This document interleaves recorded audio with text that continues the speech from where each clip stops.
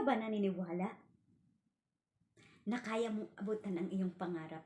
Ikaw ba naniniwala na kaya mong maging katulad ng iba? Sa mundo ng YouTube, kaya bang palakihin ang bahay ko? Sa mundo ng YouTube, kaya bang ibigay ang pangangailangan ko? Yun ang ating pag-uusapan, mga kapatid.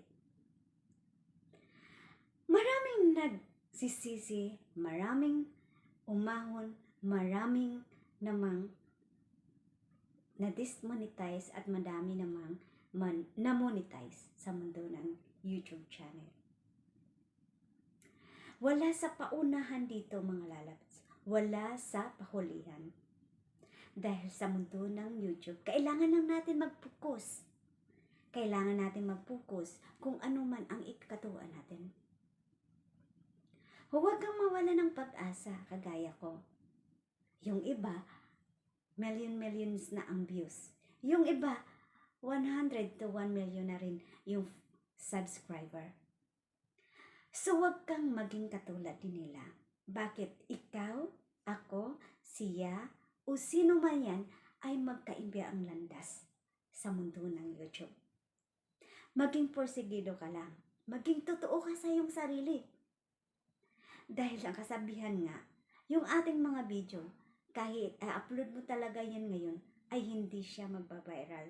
Malay mo, yung dating in-upload mo, last year pa o unang-unang ka-upload mo na hindi ka pa monetize, mga lalab, ay magkaroon ng maraming views.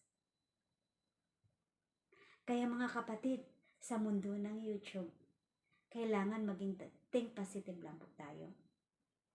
Kailangan, sasabihin mo sa sarili mo, walang paunahan dito. Walang paunahan dito. Bakit ang buhay natin ay wala ding paunahan? Kaya slowly but surely, kahit na isang araw may 10 subscriber ka, kahit isang araw may 10 views ka, okay lang yun. Maging think positive ka lang, mga lalabs. Dahil sa buhay, walang unahan. Oo, totoo, madaming yung mayaman sa YouTube, mayaming mayaman dun sa FB, o kung ano-ano pa. Pero, anong magagawa natin? Dahil yun ang para sa kanila.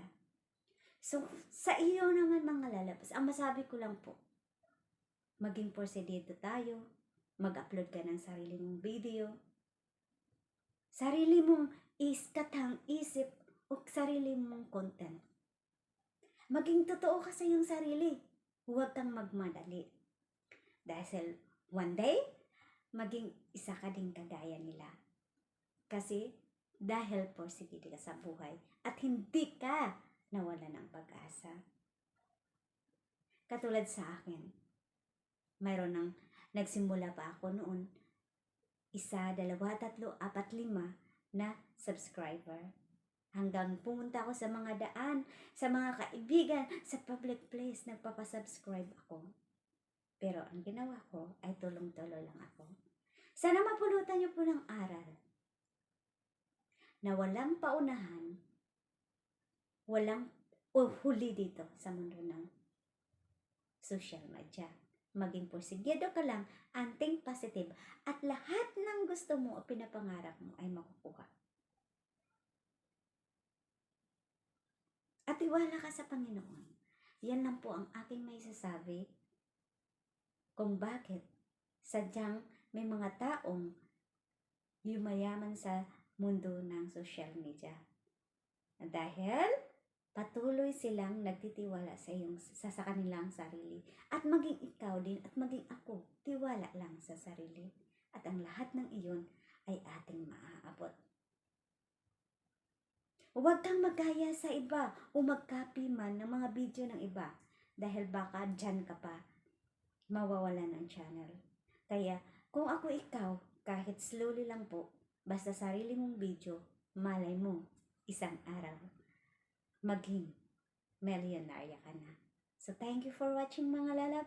And see you again and my next advice or sariling ideyang ibinigay ko sa inyo.